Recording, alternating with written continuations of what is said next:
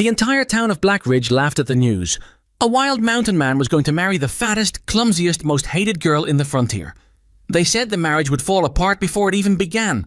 They said she would run away within a week. They said no man would ever truly want her. But none of them knew that the woman they despised would be the only one standing between them and utter destruction. This is the story of Eliza Hartwell, the rejected bride who changed it all. Like and comment the name of the city you're watching, so I know how far my story has come. Subscribe to the channel so you don't miss the next part. This story will keep you glued to the screen. The morning they announced the match, Eliza Hartwell was standing in the dry goods store with a sack of flour pressed against her hip and mud on her boots from the walk into town. She heard it the way she always heard bad news in Black Ridge, second-hand, through someone else's laughter. "Gideon Voss," Ruth Calloway said to the woman beside her, loud enough that the whole store could enjoy it. "They're pairing Eliza Hartwell with Gideon Voss." Ruth's companion, a narrow woman named Dorothy Fitch, whose lips seemed permanently pursed as if she were sucking on something sour, covered her mouth with one gloved hand. The laugh came out anyway, high and bright like a struck bell. "Well," Dorothy said, "I suppose that makes a kind of sense. Neither of them fit anywhere else." Eliza set the flour sack on the counter. She didn't turn around. She had learned early that turning around only gave people more to work with, the full view of her face flushing red, or worse, the sight of her eyes going wet. She kept her back to them and watched old Herbert behind the counter pretend he hadn't heard a thing, dragging his pencil down a column of figures with great unnecessary concentration. "She'll last a week," Ruth said. "Maybe 2. Have you seen where that man lives? Up past the second ridge, they say. No neighbors. No church within riding distance. Just him and whatever animals he keeps company with." "Probably prefers it," Dorothy said. "The animals." Another laugh. A third woman joined in from somewhere near the fabric bolts. Eliza didn't recognize the voice, but it didn't matter. In Black Ridge, ridicule had always been a communal sport. She paid for the flour, tucked the receipt into her coat pocket, and walked out into the November cold without a word. She was 26 years old, and she had lived in Black Ridge her whole life, which meant she had spent 26 years being the wrong size in a place that cared about such things with unusual dedication. It hadn't always been so pointed. When she was a child, it was mostly children get down to being children, the particular cruelty of small people who hadn't yet learned to disguise what they felt. But children grow up and the cruelty grows with them, becomes more practiced, more deliberate. By the time Eliza was 16, she understood that Black Ridge had decided what she was and that nothing she did was likely to change the verdict. She was big, not just tall, though she was that too, nearly 5'8", which itself was enough to unsettle people, but broad across the shoulders, heavy through the hips, with hands that were red and capable and looked like they belonged to someone who worked, which they did. She had her mother's dark hair and her father's square jaw and a face that, in certain lights, in certain moods, was something close to striking. But Black Ridge didn't traffic in certain lights. It traded in first impressions and fixed categories, and Eliza Hartwell had been filed away years ago under a heading nobody wanted to claim. Her father, Thomas Hartwell, had died 3 winters back, leaving her the small house on the eastern edge of town and a reputation for stubbornness that had served him poorly in business and was, apparently, the most notable thing he'd bequeathed to her. Her mother had been gone longer than that.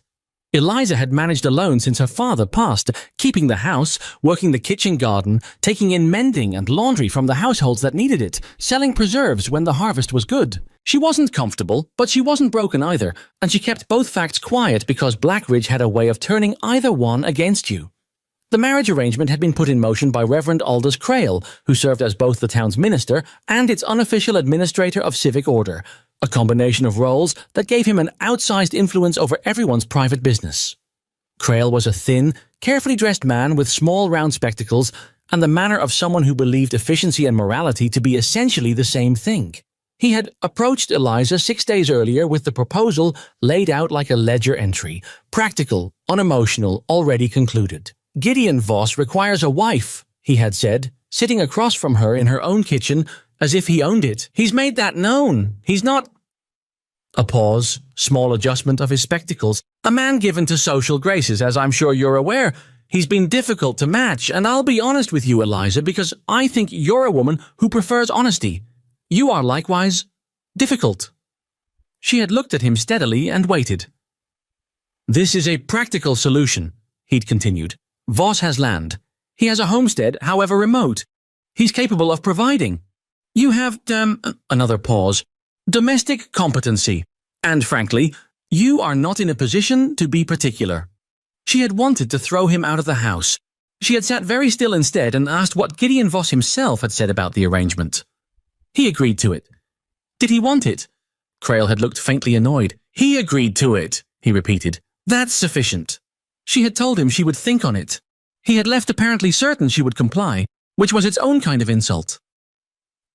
She had thought about it for 4 days, which was 3.5 days longer than Crail probably expected. She turned it over, the way she turned over most things, quietly, alone, without consulting anyone who might have an interest in the outcome.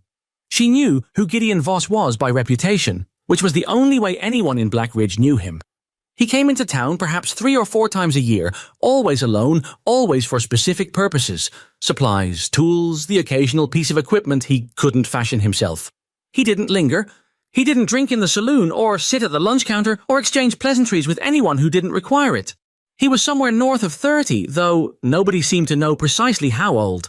He was large in the way that men who did serious physical work were large, not merely tall, but built solid, like something that had been made to withstand weather. He had a dark beard he kept trimmed but not styled, and eyes that were a flat, unremarkable grey, and a way of looking at people that made most of them want to look somewhere else. He had bought the land up past the second ridge nearly a decade ago. He'd built his own house, his own outbuildings, his own fences. He'd done all of it alone or near enough to it. Nobody knew quite why he'd come to this part of the territory, and he had never offered an explanation, which Black Ridge found deeply suspicious. People here believed that a man with nothing to hide had no reason to keep quiet. There were stories, of course, there always were, that he'd been a soldier who'd seen things that put him wrong in the head, that he'd killed a man down south and was hiding from the consequences, that he was simply mad, the quiet, dangerous kind that you didn't notice until it was too late. The stories contradicted each other in the particulars, but agreed on the essential point. Gideon Voss was not normal. And normal people should keep their distance. Eliza had heard all of it. She had also noticed, on the 2 or 3 occasions she'd been in the same room with him, that he was unfailingly polite to people who were actually looking at him, that he paid what he owed without argument, and that he never seemed to take any notice of her one way or another, which, given the way most of Black Ridge looked at her, she found almost restful. On the 4th day, she walked to Crail's office and told him she'd accept the arrangement. He looked surprised, which she hadn't expected. She'd thought he'd look satisfied, but there was something uncomfortable in his expression, quickly smoothed away. I'll send word to Voss, he said. The ceremony will be the 15th. You'll need to be prepared to travel with him afterward. Where to? His homestead. That's where he lives, Eliza. I know where he lives, she said. I meant what should I bring? He hadn't had an answer for that. It hadn't seemed to occur to him that she might actually need practical information. The ceremony on the 15th was not well attended. Crail performed it in the church on a Tuesday afternoon with a witness on each side. On Eliza's side, her neighbour, Agnes Purcell, who was 70 and nearly deaf, and had come out of what appeared to be pure affection. And on Gideon's side, a man named Brooke, who worked at the livery and seemed to be there because Gideon had asked him, and he hadn't known how to say no. Gideon Voss stood at the front of the church in a dark coat that had been brushed clean and boots that had been polished, and he looked at Eliza when she came down the aisle in the way she might have expected someone to look at a stranger whose name they'd been told but whose face they were still learning. Not unkind, not warm, just registering, taking in information. She looked back at him with the same carefulness and thought, this is the man. Whatever this turns out to be, this is the man. The ceremony was short. The words were said. Crail pronounced them married with the efficiency of a man completing a transaction, and they walked out of the church into the cold afternoon air with 4 people behind them, 2 of whom were already leaving in different directions. Outside on the step, Eliza pulled her coat straight and looked at her husband. I have 2 trunks, she said, and a crate of kitchen things. Gideon looked at her for a moment. My wagon's at the livery. We can load them this afternoon if you're ready. I'm ready. It's a long drive. We won't make it before dark, so we'll camp the first night. All right. He looked at her again with that same measuring quality. It's cold up there. Colder than in town. You'll want everything warm you own. I've packed accordingly. A beat of silence. Then. All right, he said in a tone that she would later come to understand was his version of both fine and let's go. And they walked toward the livery together, not touching, not speaking, while the November wind pushed dead leaves along the street behind them. She did not look back at the town. She had been waiting a long time to not look back at it. Ruth Calloway and Dorothy Fitch were standing outside the milliner's shop when Eliza and Gideon drove past in the loaded wagon. She knew they were watching. She could feel it, but she sat straight on the wagon bench with her hands folded in her lap and her eyes on the road ahead, and she thought, let them watch. Dorothy said something. She couldn't make out the words over the creak of the wheels, but she heard the laughter clearly enough. 2 notes of it, bright and sharp, before the wind swallowed them. Gideon didn't look over. He kept his eyes on the team and his hands easy on the reins and said nothing, as if he'd heard nothing at all. Maybe he hadn't, or maybe he was very practiced at exactly that. They reached the edge of town. The road narrowed, the buildings fell away behind them, and there was open land on both sides, grass gone winter brown, a grey sky pressing low and flat. She breathed. He was not much of a talker. She'd been warned about that, actually. Agnes Purcell had taken her aside the morning before the wedding and held her hand and said, with the directness of the very old, he won't talk much, from what I've heard. Don't take it personal. Eliza had said she wouldn't, and she'd meant it. And now, 3 hours into the drive, she found that she'd meant it more than she'd known. The silence between them was not hostile. It was just present, like weather. She used it to watch the land change as they moved north and upward, the flat scrub of the lower territory giving way to steeper grades and stands of pine, the road becoming more a suggestion than a certainty, the air noticeably thinner and sharper with every hour. She watched a hawk work a thermal above a rocky outcropping and thought about nothing in particular, which was a luxury she hadn't had much of lately. At some point, Gideon said, without preamble, "You don't have to talk." She looked at him. "I know. Some people, they get uncomfortable with quiet. They fill it up. I know some people like that." He glanced at her, then back at the road. "You're not one of them." "No," she said. "I'm not." He nodded, as if she'd confirmed something he'd already suspected, and they rode on in quiet for another 2 hours before he pulled the wagon off the track into a small clearing that looked very much like it had been used for exactly this purpose before. There was a fire ring of stones, well established, notched logs for sitting, a flat area of ground that had been cleared of the worst rocks. "You've camped here before," she said, "on the way in and out of town." He was already unhitching the team with practiced hands, not looking at her. "There's a creek through those trees. Water's good. I'll get the fire going if you want to stretch." She stretched. She walked to the trees and found the creek exactly where he'd said it would be, dark and fast over pale stones. She washed her face and hands in water so cold it hurt, and stood for a moment listening to the sound it made, which was clean and uncomplicated and not interested in her at all. When she came back, he had a fire going and was crouching beside it, feeding it small pieces of wood with the economical attention of someone who didn't waste effort. He'd set a tin pan near the coals. "Can you cook on a campfire?" he asked, not quite looking up. "Yes. There's salt pork and dried beans in the brown bag, and cornmeal." She found the bag and the other supplies arranged with the kind of precise order that suggested long habit. Everything in its place. Everything with a purpose. She mixed and cooked without asking where things were, figuring it out by looking, and he let her, which she appreciated more than she could have explained. They ate sitting on opposite sides of the fire, not talking much. The pork was salt-heavy, and the cornbread was coarser than she would have made at home, but she ate all of it because she was genuinely hungry and not performing anything. The fire pushed back the cold. After a while, he said, "Why did you agree to this?" She looked across the fire at him. "Why did you?" He considered. "I needed a wife. I was told you were competent and would manage the practical side of things without requiring a great deal of management. That's what Crail told you. Among other things." A pause. He said you'd been passed over consistently. "That's one way to put it," she said. "He meant it as a practical consideration, that you'd have fewer options." "I know what he meant." She poked at the fire with a stick. "He was right, technically. Doesn't mean it's a comfortable thing to hear." "No," Gideon said. "I imagine not." He looked at the fire for a moment. "He told me you were—" He used the word unfortunate. "In appearance." "Yes." She looked up at him. He was looking at the fire, not at her, his expression neutral. "And?" she said. "And nothing. I didn't find that particularly useful information. You're here. You can work. That's what I needed to know." He glanced at her then, brief and direct. "I don't have opinions about the rest of it." She sat with that for a moment. It wasn't a compliment. It wasn't warmth, but it was something she had almost never gotten from anyone in Black Ridge. which was the particular dignity of being considered on the terms that actually mattered. She felt something in her chest loosen, very slightly, like a knot that had been there so long she'd stopped feeling it. I agreed because I was tired, she said, answering his original question. Of Black Ridge. Of all of it. The way they looked at me. The way they decided what I was and nothing I did would change it. She fed a piece of wood to the fire. I figured. Up here at least, nobody's watching. He nodded slowly. Nobody's watching, he confirmed, as if it were a feature of the property. The homestead was another 3 hours by road, and they reached it the following afternoon after a second night camped at a different spot he'd used before, this one sheltered by a rock outcropping that cut the wind significantly. She'd slept in the wagon under every blanket she'd packed and slept well, which he hadn't expected. The house sat in a wide clearing backed by a wall of pines, with a mountain rising sharply to the north and the land falling away in a long slope to the south.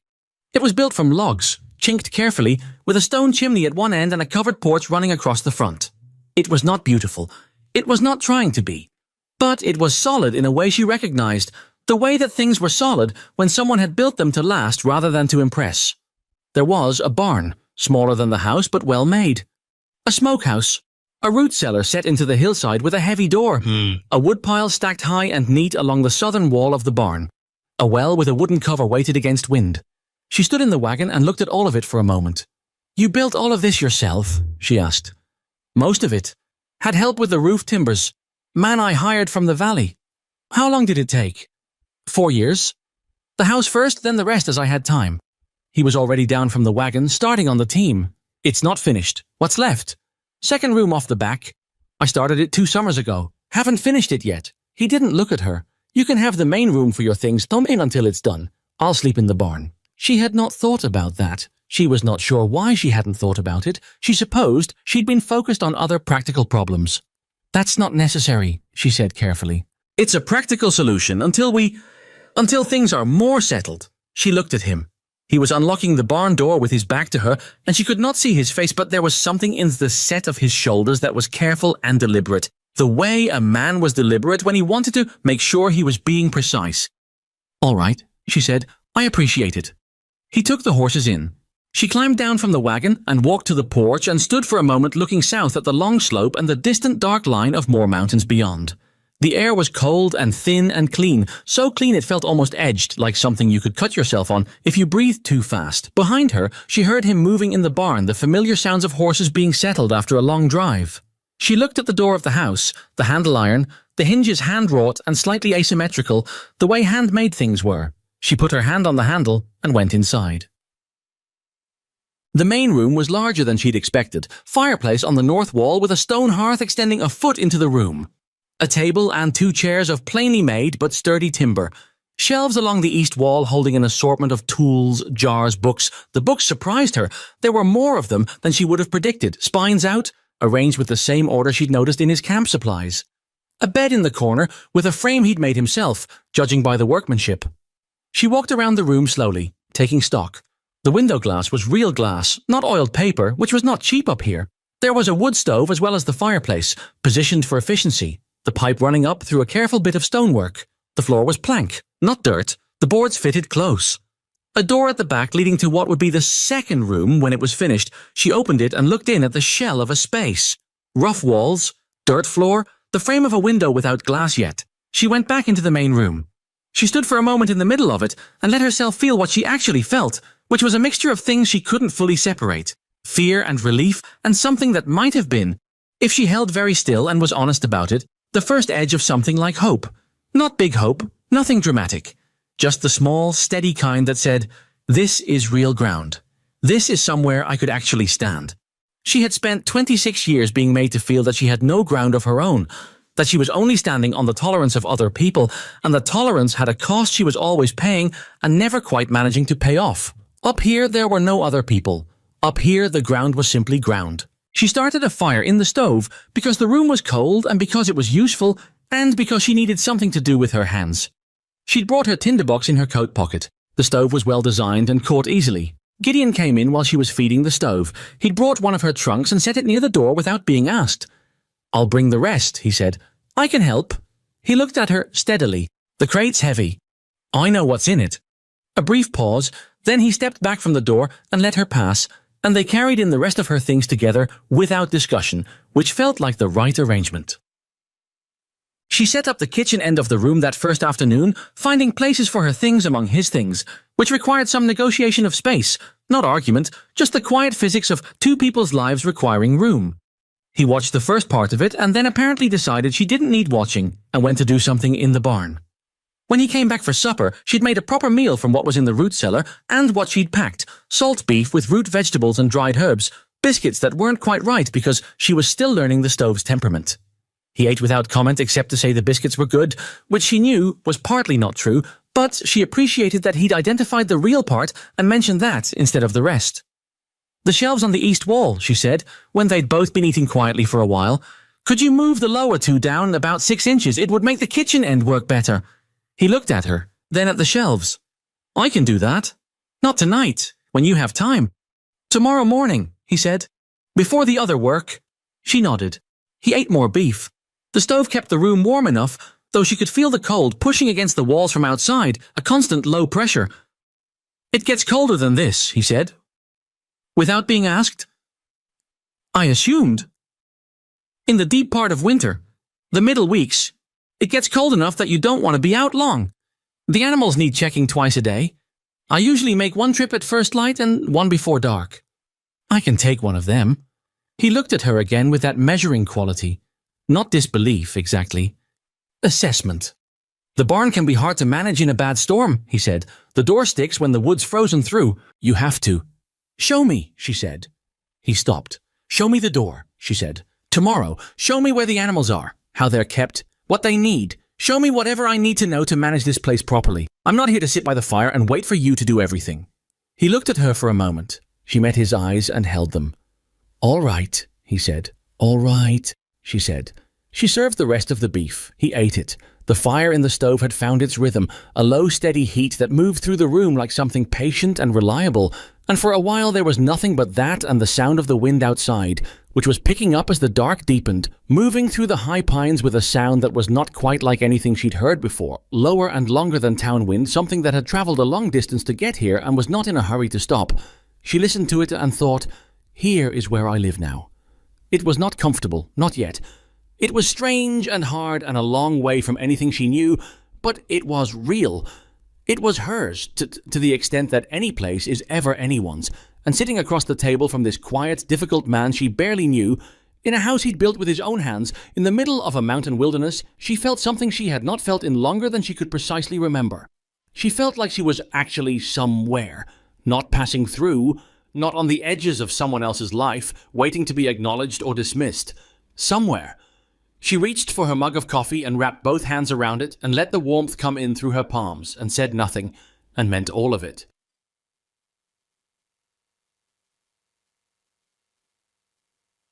The days that followed were hard in the specific way that physical work in cold conditions is hard. Not dramatic, not punishing in any single moment, but relentless, demanding, requiring a constant expenditure of attention and effort that left little room for anything else. She found that she preferred this to the alternative, which was having room. He showed her the barn as he'd promised, the tricky door and the way to force it when the wood swelled, the layout of the stalls, the temperament of each animal. He had 4 horses, 2 of them working stock and 2 lighter for riding, and a small herd of cattle wintered in the back pasture with access to a windbreak shed he'd built into the hillside. There were chickens in a small coop attached to the barn's south wall. 8 of them. A breed he'd chosen for winter hardiness rather than productivity, and they produced eggs reliably even in the cold, which she found disproportionately satisfying. She took the morning barn check within the first week. He hadn't asked her to. She just started doing it because it made practical sense. He was already up and out early for the other work, and splitting the barn tasks meant everything got done faster. He noticed on the 3rd morning that she'd already done it and said nothing except to ask whether the roan mare was favouring her left foreleg. "She was standing crooked," Eliza said. "I looked at the hoof. There's a stone bruise. She needs to stay off it a few days." He looked at her. "You know horses." "My father had 2. I managed them the last 3 years after his back gave out." He nodded, the gesture of someone filing information. "The bruise should clear in 4 or 5 days. Keep her off hard ground." "I know," she said.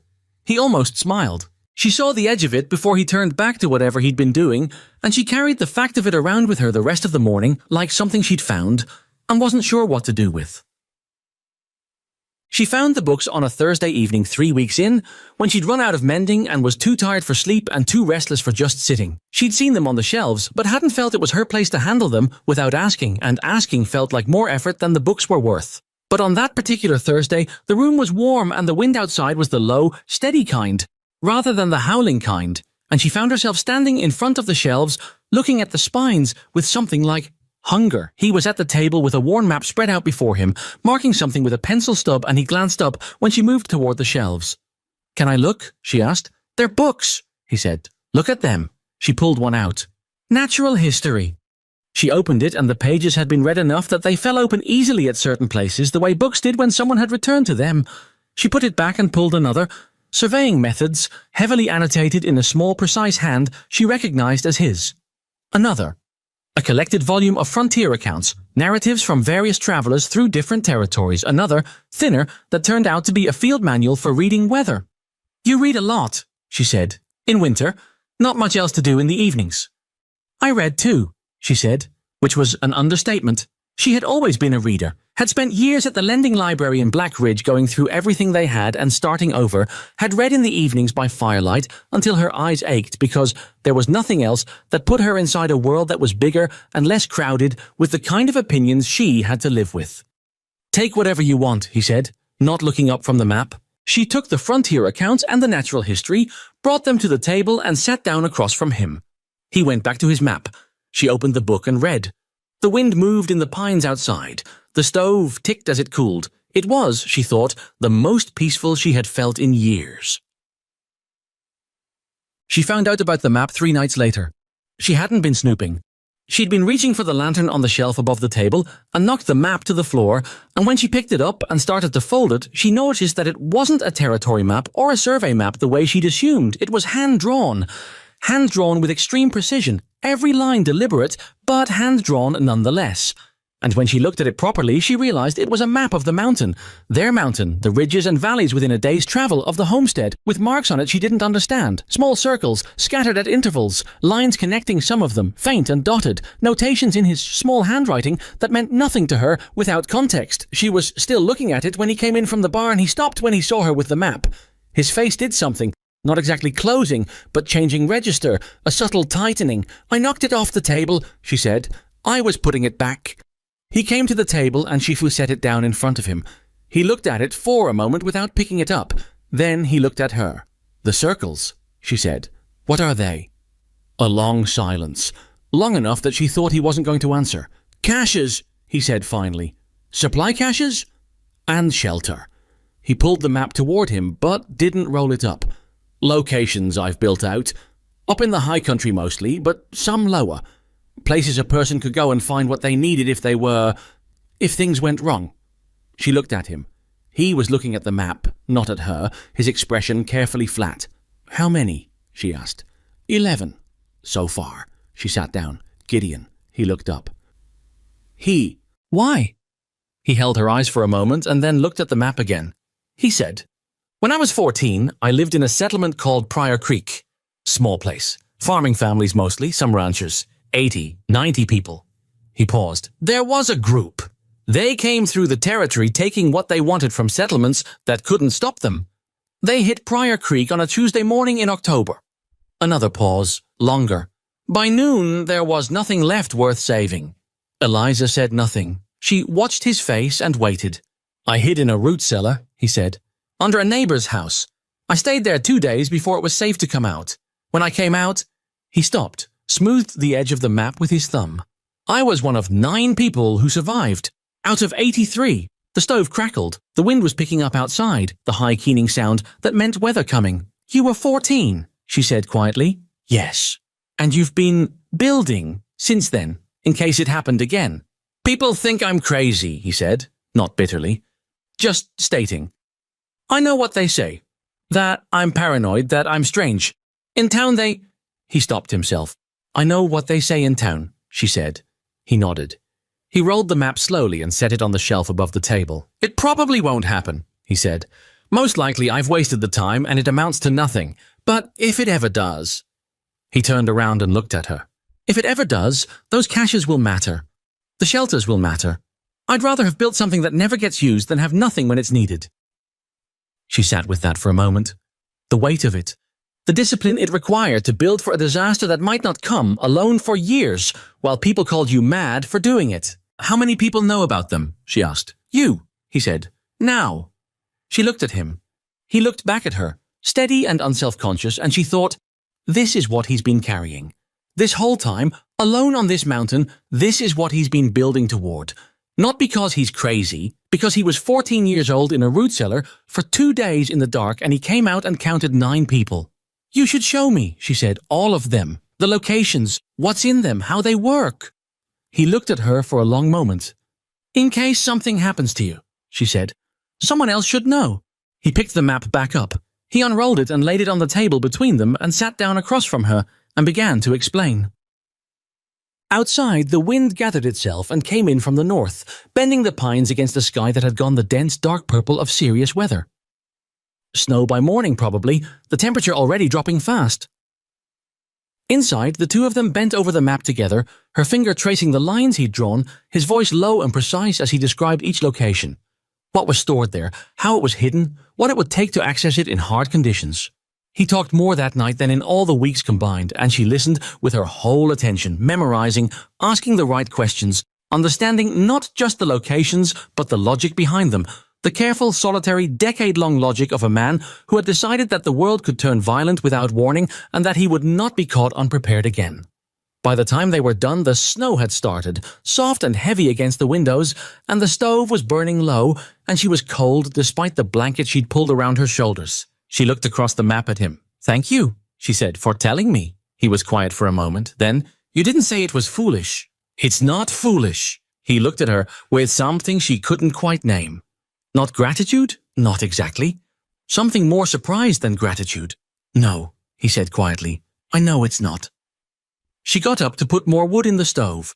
He rolled the map up and put it back on the shelf, and they moved around each other in the small, warm room with the snow coming down outside, and she thought about 9 people coming out of the dark into the wreckage of everything they'd known.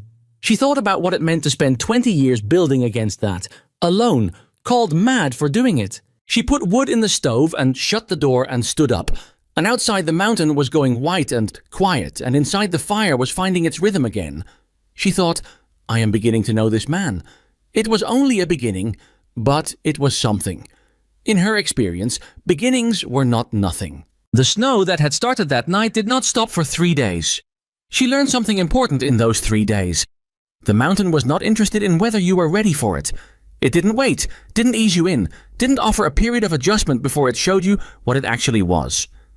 The snow came and kept coming, and on the second morning the drifts were up past the lower barn door and the temperature had dropped to the kind of cold that made the air feel solid, like breathing through wet cloth, and there was work to do regardless. She did it. That was the simplest way to say it. She got up in the dark of the first morning with the snow still falling heavy outside the window, and she dressed in every layer she'd packed and went out to the barn before Gideon was awake, forcing the swollen door the way he'd shown her, getting it open by putting her whole shoulder into it and shoving hard twice. And she did the animals and came back in with her face stinging and her fingers clumsy inside her gloves and made coffee and had it ready when he came in from checking the cattle. He looked at her when he came through the door, looked at the 2 mugs on the table. I did the barn, she said. He pulled off his outer coat and hung it. I know. I saw your tracks. He sat down and wrapped his hands around the mug. The door gave you trouble. I managed it. He drank the coffee and said nothing, which she had learned to read as a specific kind of acknowledgement. Not praise, just the recognition that a thing had been done correctly, and there was nothing further to add.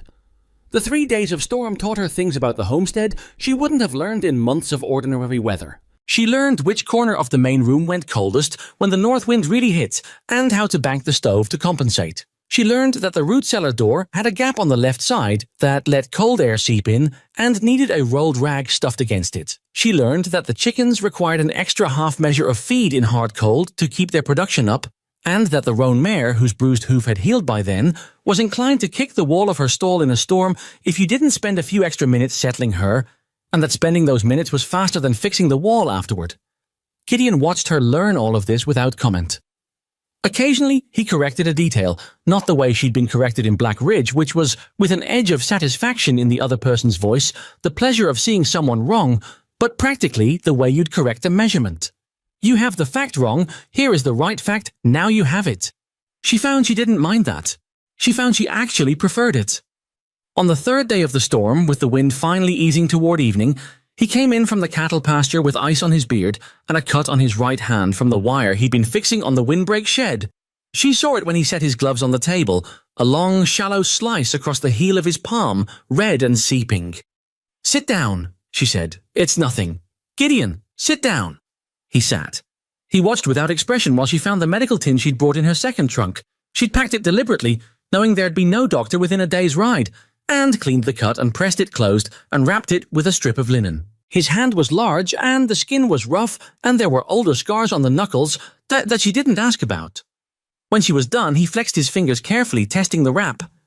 "You're efficient," he said. "My father was accident-prone," she said. "I had practice." He looked at his wrapped hand for a moment, then at her. There was something in his expression that was hard to read, not quite discomfort, not quite gratitude. "I'm not used to it," he said. "To what?" "Someone taking care of—" He stopped, started again. "I've managed alone a long time." "I know," she said. She put the medical tin away. "You can keep managing alone if you want, but I'm here, so it doesn't have to be." He said nothing. But he didn't argue, and he kept the wrap on his hand for the full 4 days it needed, which she considered the agreement. The storm broke on the fourth morning, and the world outside was white and still and brilliant with reflected light, the kind of brightness that hit the eyes like a physical thing after days of grey. She stood on the porch and looked at the slope running south and the dark line of pines against the sky, and thought that it was genuinely beautiful up here in a way that had nothing to do with being comfortable or easy beautiful, the way something functional was beautiful, the way a well-made tool was beautiful for being exactly what it needed to be and nothing more. They spent the next 2 days digging out, which was unglamorous and exhausting and required the kind of sustained physical effort that left her muscles talking to her at night in a language she wasn't used to. She was strong. She'd always been strong, had never had the luxury of being otherwise, but the mountain asked for a different kind of strength than anything she'd used before. Broader, more constant, less about single moments of effort and more about maintaining output across an entire day without flagging. She didn't flag. She also didn't pretend it was easy, didn't push through the pain with the tight-jawed determination she'd used in Black Ridge to prove things to people who were watching. Up here, there was nobody to prove anything to. She worked at the pace the work required and rested when she needed to rest, and that was all. Gideon noticed. She could tell he noticed by the way he occasionally adjusted the division of tasks without making a point of it, giving her the nearer fence line to clear and taking the longer one out himself, not because she couldn't have managed the longer one, but because the arrangement made the overall work go faster, which was the point. She appreciated that he thought about it that way. Function first, no performance. By the time January settled in properly, they had established a rhythm that was not quite a partnership and not quite two people operating independently in the same space, but something in between, something that was finding its own shape, slowly, the way ice formed on still water from the edges in. He showed her the first cache location on a clear day in the second week of January when the cold was brutal, but the sky was high and blue and the footing was solid enough for the climb. It was a half-day's travel from the homestead, up a ridge she wouldn't have found on her own, through a stand of old-growth pine and around a rock face that looked impassable until you knew the exact route through it. The cache itself was built into the hillside behind the rock face, a low-ceilinged space supported by timber framing, the entrance concealed by a section of framing faced with flat stones that matched the surrounding terrain so closely she walked past it twice before he pointed to exactly where the handle was. Inside, food stores sealed in tin. Medical supplies, more comprehensive than what she'd packed, tools, an axe, a handsaw, rope, fire-starting materials, blankets, oilcloth wrapped, a rifle and ammunition, both oiled and wrapped against moisture. She stood inside the cache and turned slowly, looking at all of it, the amount of time, the amount of planning. "How long did this one take?" she asked. 2 seasons. He was crouching by the food stores, checking the seals the way he always checked things, very methodically, without rushing. "I had to carry everything up in stages. The timber for the framing was the hardest part." She looked at the framing. "Solid. Done right. You carried timber up that rock face?" "In pieces. It took a while." He stood up. "The other locations are similar, some smaller, some with better access. I'll take you to each one as the weather allows." She nodded, looking at the rifle. "Is this loaded?" "No. The ammunition's in the tin on the right." She opened the tin, checked the ammunition, closed it carefully. You thought of everything. Not everything, he said. I've made changes over the years. Found things I'd missed. He paused. I didn't think about a second person until recently. She looked at him. The food stores, he said. The blankets. They're calculated for one. I need to adjust some of the caches. She understood what he was saying. He was telling her that she was now factored into the plan, that the plan had changed to include her. He wasn't making a speech about it. He was telling her as a logistical fact, which was how she was coming to understand he expressed most things that mattered. Tell me what you need to add, she said. I can help carry. I know you can. They came back down the mountain in the late afternoon with the sun already dropping fast toward the western ridge, the temperature falling with it, and she thought about the cachet at their backs, the work it represented, the long quiet years of building it. She thought about a 14-year-old boy in the dark of a root cellar, counting the sounds outside, waiting to know if survival was possible. She thought, no wonder he built it. No wonder he kept building. February arrived with a cold that was, as he'd warned her, different in kind from what had come before. This was not storm cold, dramatic and event-like. This was the settled cold of a winter that had been doing this for months and had found its depth. The kind that existed at 3 in the morning and was still there at noon and would be there at midnight. Steady and patient and utterly indifferent. She adapted. Not gracefully. There was nothing graceful about navigating a mountain in February, but adequately, which in her experience was the more honest standard anyway. Grace was for conditions that allowed it. Adequacy was for the conditions that were actually there. She started reading his annotated surveying manual on the long evenings, partly from interest and partly because understanding the land around them seemed like the right kind of knowledge to have. He noticed her reading it and said, without looking up from whatever he was working on, "The annotations in the first section are outdated. I'd skip those and start at chapter 4. Why are they outdated? I made them before I understood the terrain here properly. The principles are right. The local applications are wrong." She flipped to chapter 4. How long did it take you to understand the terrain? He thought about it. 3 years to really know it. A year to think I knew it and be wrong about half of it. She read chapter 4. Later, she asked him questions about specific passages and he answered them precisely, and at some point she realized this was becoming a thing they did. She read, she found the places where his experience was more useful than the text. She asked, he explained. It wasn't what she would have called conversation, not yet, but it was something. One evening in the 3rd week of February, he came in from the cattle pasture with a look on his face that was different from his ordinary expression, tighter, more focused. She noticed it immediately. What happened? She asked. He took his coat off. Tracks? Animal. Men. 3 or 4 of them coming up from the south valley. They swung wide around the far pasture. He sat down at the table and spread the hand-drawn map out. They didn't come to the homestead, but they were moving in a pattern I've seen before. What kind of pattern? He put his finger on the map. Coming up through here, wide of any buildings, staying in the tree line. It's how you'd move if you were looking at a place without wanting to be seen doing it. She sat down across from him. She looked at the map and then at his face. Scouts. He met her eyes. Maybe. Or travelers who happened to be moving careful. He paused. I've seen this kind of thing before. Not here, but before I came here. She thought about what he'd told her. Pryor Creek, October, 83 people, 9 survivors. What do we do? She asked. Nothing yet. Wait and see if the tracks come back. He folded the map along its worn creases. But I want you to know where the nearest cache is from here, the one I showed you, and the closer one to the east that we haven't been to yet. Show me the east one. Tomorrow, if the weather holds. And if the tracks come back. He was quiet for a moment.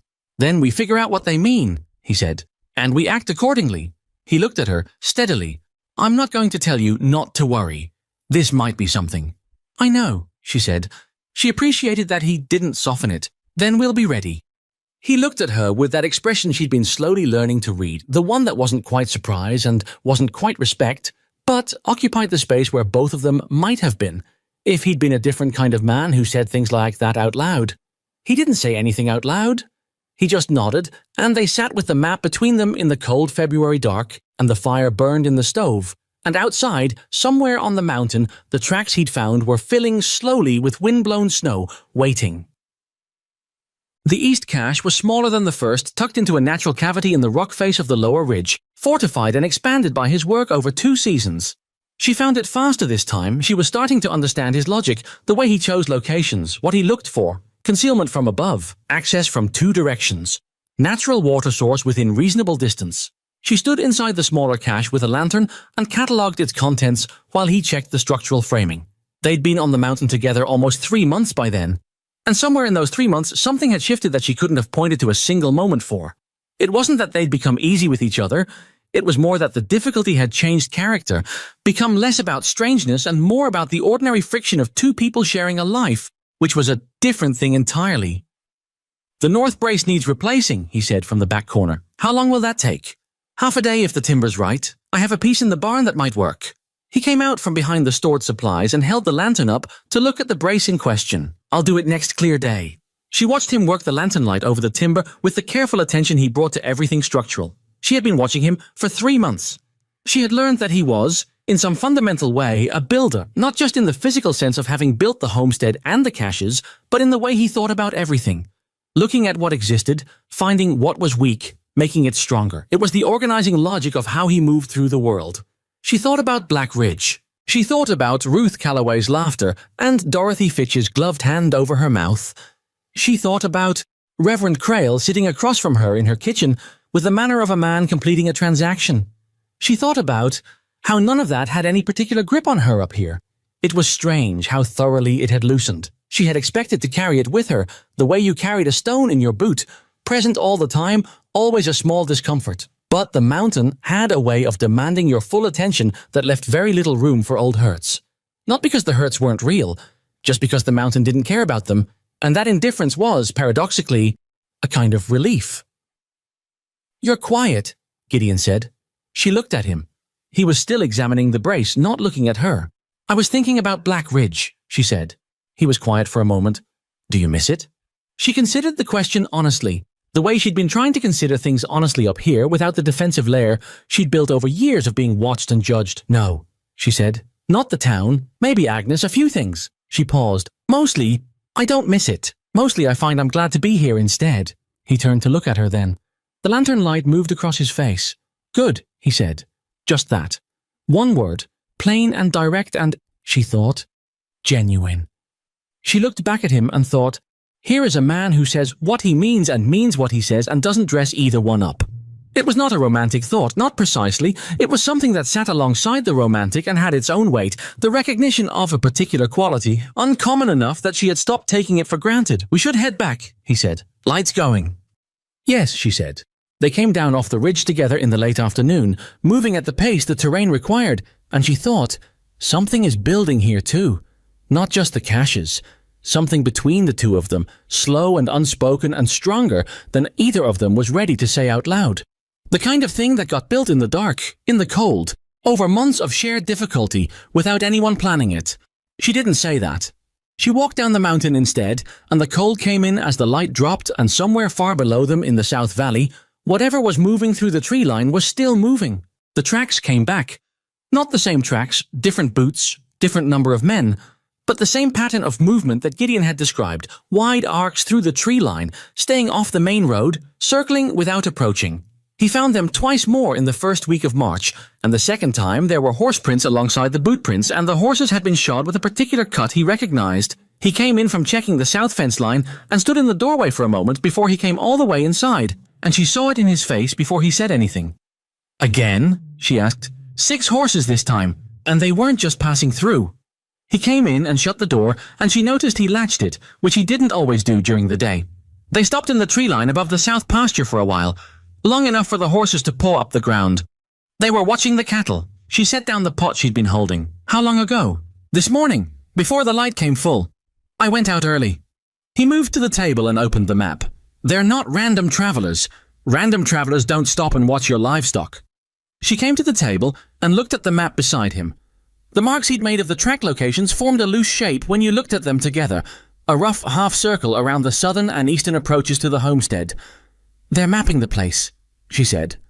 He looked at her. "Yes. Deciding whether it's worth taking.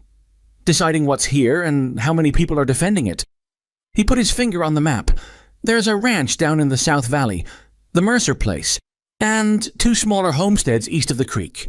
If they're looking at all of us, they're thinking bigger than one property. She straightened up and looked at him directly. We need to go to town, I know. Not just to warn them, to see what they know. If these men have been moving through the territory, someone in Black Ridge will have seen something. He nodded, already folding the map. We'll leave tomorrow at first light. The weather's clear enough for the next few days. He paused. It'll be a long ride. I know how long it is, she said. He looked at her for a moment with an expression she couldn't entirely read, something that had concern in it, and also something that trusted her to handle the concern without needing it softened. We leave the animals secured. I'll set the barn to last 2 days without checking. I'll pack tonight, she said. They rode into Black Ridge on the second afternoon, coming in from the north road the way they'd left, which meant entering at the edge of town nearest the dry goods store and the milliner's shop and all the places that held the particular memory of being laughed at in public. She noticed the familiar ache of it, and then noticed how much smaller it was than it had been. Not gone, just reduced. Like something that had been a stone wall once and was now just a low fence. Ruth Calloway was the first person she saw, standing on the board sidewalk outside the fabric shop with a basket on her arm, and when she looked up and recognized Eliza, she went through a visible sequence of expressions: surprise, that reflex of amusement, and then something else, something that recalculated when she took in the full picture. Eliza on horseback after a winter in the mountains, sitting straight with the particular physical authority of a person who had spent months doing serious work in difficult conditions. Eliza accompanied by Gideon Voss, who looked precisely as he always looked, which was like a man who had never felt the need to make himself smaller for anyone. Ruth said nothing. She watched them pass without comment, and that silence was its own kind of satisfaction, though Eliza was careful not to let herself need it too much. Crail met them at his office, which was adjacent to the church, a narrow room with 2 chairs and a desk that was always buried in papers. He looked up when they came in, and something moved across his face that might have been guilt, or might have been simple surprise. "Mrs. Voss," he said, and the name landed strangely in the room. She hadn't heard it since the ceremony. "Reverend?" She sat down in one of the chairs without being invited. "We have a problem." She let Gideon describe the tracks and the pattern while she watched Crail's face. He listened without interrupting, which meant he was taking it seriously, which also meant some part of him had already heard something. "You've had reports," she said when Gideon had finished. Crail took his spectacles off and rubbed the bridge of his nose. 2 families on the Eastern Road came in last week. The Halloran family and the Ames. They said a group of men had ridden through their properties, helped themselves to livestock and supplies. And when the men of the households protested, they were handled roughly. He put his spectacles back on. Dale Ames has a broken arm. His oldest boy 2 broken fingers. Gideon sat very still. She recognized the quality of that stillness. "How many men?" Gideon asked. "The Hallorans said 8 or 9. The Ames said as many as 12. There may be 2 groups moving separately." "There may be more than 12 total," Gideon said, "and they're not moving through. They're working the territory, sizing up what's here." He paused. "What's the marshal doing?" Crail looked faintly uncomfortable. Marshal Pruitt rode out to the Ames place. He filed a report. He's sent to the county seat for guidance. "That'll take 2 weeks, Eliza said. "At the least. And in 2 weeks these men will have decided what they want and how to take it." She looked at Crail and then at Gideon. "What we did in the territory south of here. What happened to those settlements, and was there any warning before it came to a head?" Crail frowned. "I'm not certain I follow." "She's asking what came first," Gideon said. "Before the settlements were destroyed, what was the pattern?" Crail was quiet for a moment. "There were reports. Livestock going missing, isolated farmsteads hit, small enough that each incident on its own seemed manageable." "Until it wasn't," Eliza said.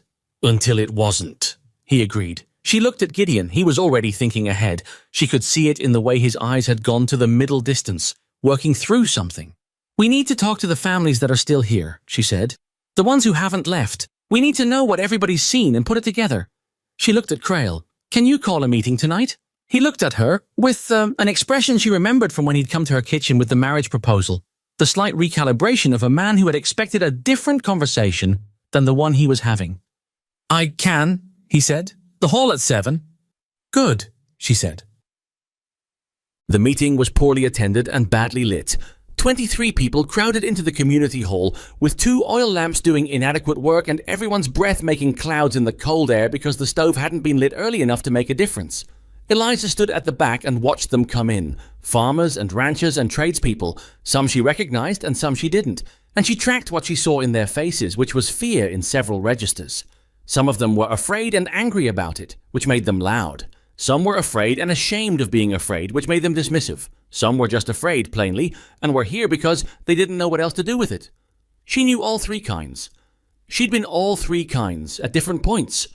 Gideon stood beside her and said nothing throughout the first part of the meeting while Crail summarized what he knew and then opened the floor and several men talked over each other about what should be done. Most of the proposals boiling down to wait for the county marshal or it's probably not as bad as it seems. A rancher named Purvis insisted that the Halloran and Ames families had likely provoked the men themselves and that if you handled things properly, you had nothing to fear. A theory that required ignoring Dale Ames's broken arm, but that several people seemed eager to accept because it made the problem someone else's failure. She felt Gideon shift slightly beside her, and she touched his arm, just a brief press, not quite... Wait. He stilled. She stepped forward instead. "Mr. Purvis," she said. Her voice came out steady, which she was glad of. "Dale Ames is 54 years old and has ranched that eastern property for 20 years. His boy is 17. What do you think they did to provoke 12 armed men?" Purvis looked at her. He took in who was speaking and his expression arranged itself in the way that people in Black Ridge arranged their expressions when dealing with Eliza Hartwell, a kind of automatic discounting, the face of a person deciding they didn't need to take what they were about to hear seriously. "Mrs. He paused, unable to produce her name. "Voss," she said. "Mrs. Voss. With respect, you've been up on the mountain all winter. You don't know the situation here." "I know the situation," she said. "My husband found their tracks inside our property line 3 times in the past 2 weeks. I know exactly what the situation is." That got the room's attention in a way the earlier discussion hadn't. She felt it shift, the particular shift that happened when something stopped being abstract. "They're scouting," she said into the new quiet. "All of us. The properties, the livestock, the people, and how many of them are in each place. They're deciding what they can take and whether anyone's in a position to stop them. And right now, the answer to that second question is no, because we're all sitting separately wondering if it's really as bad as it looks." "And what do you propose?" This from a man she didn't know. Middle-aged, with the wary look of someone who'd lived long enough to be skeptical of people who spoke with certainty. "I propose we stop sitting separately," she said. "Families that are isolated need to move in together until this is resolved. The homesteads that are farthest out and most vulnerable need to consolidate. We need to know what everyone has in terms of supplies and what can be shared. And we need to agree on signals so that if one place is hit, the others know immediately." She paused. "And we need to use what resources we actually have instead of waiting for resources that are 2 weeks away." The room was quiet for a moment. Then it wasn't. 6 people started talking at once. She let it run for a moment and then looked at Gideon, who was still standing at the back of the room watching her with an expression she hadn't seen on him before. She couldn't name it exactly, but it was not the measuring look he'd given her in the first weeks, the one that was still deciding. This was past deciding. Crail raised his hand for quiet. "Eventually got it. What resources," he asked, "are you referring to?" She looked at Gideon. He met her eyes, and there was a moment between them, a question and an answer, passing without words, the way things passed between 2 people who'd spent a winter learning each other's silences. He stepped forward. "Shelter caches," he said. The room went very still. "Locations in the mountain that I've been building for years. Supplies, medical stores, tools. Places that a large number of people could reach and survive from if their homes were no longer safe." The room exploded. She listened to it. The disbelief, the questions, the poorly concealed contempt from a few people who'd decided years ago that Gideon Voss was a madman and weren't prepared to update that opinion in the face of evidence. A man near the front said loudly, "He's been saying this kind of thing for years, that there are raiders coming, that we're all in danger." He looked around for agreement. "You all know what they say about him. What do they say?" Eliza asked. The man turned to look at her. He hadn't expected the question. "That he's not right. That he lives up there alone because he can't manage among regular people. That his preparations are the work of someone who isn't." "He was 14 years old," she said, "when a settlement called Pryor Creek was destroyed. 83 people. 9 survived, and he was one of them. He spent 2 days in a root cellar waiting to find out if anyone was left alive." She looked at the man steadily. He's been building for 20 years because he knows what happens when there's nothing in place and violence arrives without warning. You can call that crazy if you want to, or you can call it the only sane response to something he actually lived through. The room was very quiet. The man by the front didn't say anything. Crail took his spectacles off again, held them, put them back. He looked at Gideon. How many people can these locations hold?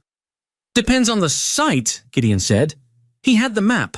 He didn't produce it yet. He was reading the room, she realized, the same way she was reading it, both of them working the same problem from different angles. The largest site can shelter 12 to 15 people comfortably, more in a tight situation. There are 11 locations total. And you know them all, Crail said. The routes, the supplies. I do, Gideon said. He paused. So does my wife. The meeting ended 2 hours later with no clean resolution, which was about what she'd expected. People agreed in principle that something needed to be done and disagreed entirely on what that something was. 3 families committed to consolidating. 2 more said they'd think on it. Purvis left early. The wary middle-aged man, whose name turned out to be Garrett, he ran a mill east of town, stayed until the end, and at the close pulled Gideon aside and talked to him quietly for several minutes while Eliza helped Crail stack the chairs.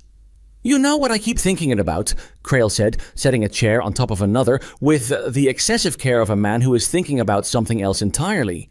She looked at him. I arranged your match because I thought it was a practical solution to 2 inconvenient problems, he said.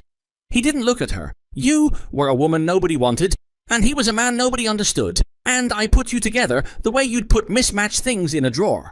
He stacked another chair. I don't think I was looking at either of you correctly. She considered several responses. She settled on, no, you weren't. No. He stood with his hands on the chair back. You're managing something up there that I don't think I gave you credit for being capable of. That's because you decided what I was capable of before you knew anything about me, she said. Not unkindly, just plainly. He had the grace to not argue with it. Yes, I suppose I did. She picked up her coat from the chair where she'd left it. The families that are out on the Eastern Road, the Hallorans and the Ames, they need somewhere to go if things move fast. They can't wait for everyone to agree on a plan. I'll speak to them, he said. Good. She buttoned her coat. And Reverend, when people ask who organized tonight, tell them it was Gideon. He looked at her. It was both of you. I know, she said, but this town decided 10 years ago what kind of man he was, and they were wrong, and the fastest way to make them see that is to let his name be on the right side of things for a while. She said it without bitterness, as a practical consideration, because that was what it was. The time for people to be impressed with me can wait. What matters right now is that they trust him. Because what he built is the only thing that's going to save them if this gets as bad as it might. Crail looked at her for a long moment. You're a more strategic thinker than I gave you credit for. Yes, she said, I am. She went to find Gideon. He was still with Garrett near the door, and the conversation had the focused quality of 2 men who'd gotten past the social portion and were into the actual problem. She waited until there was a natural pause, and Garrett looked at her, and Gideon said, Garrett's Mill can be a staging point. It's east of town, accessible from 2 roads and from the mountain track. How many people could shelter there? She asked Garrett. 20, if we clear the main floor.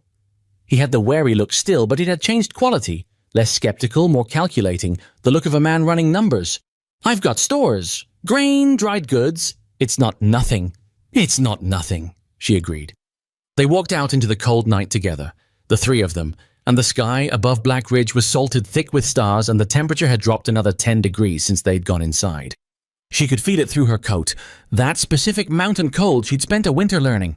Gideon walked beside her toward the livery where they had stabled the horses, close enough that their shoulders nearly touched, and he said quietly, for just her, You didn't have to tell them about Pryor Creek. She looked up at him.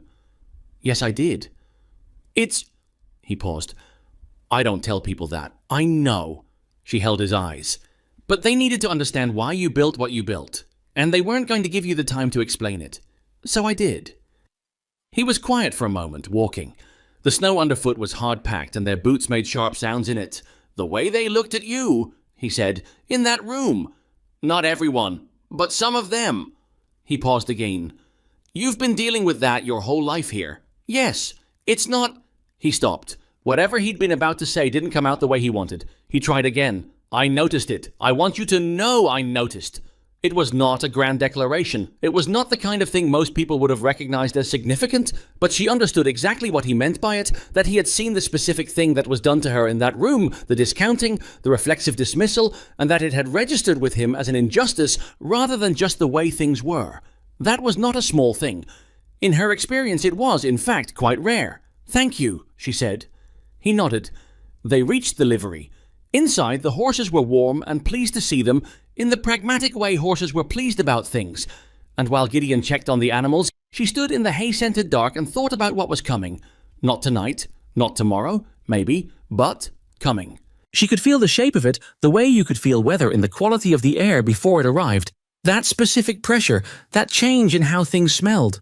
She thought about the 11 caches, the years of work they represented. She thought about Pryor Creek and 9 survivors, and a 14-year-old boy who had spent 2 decades building against the possibility of it happening again. She thought, it's coming.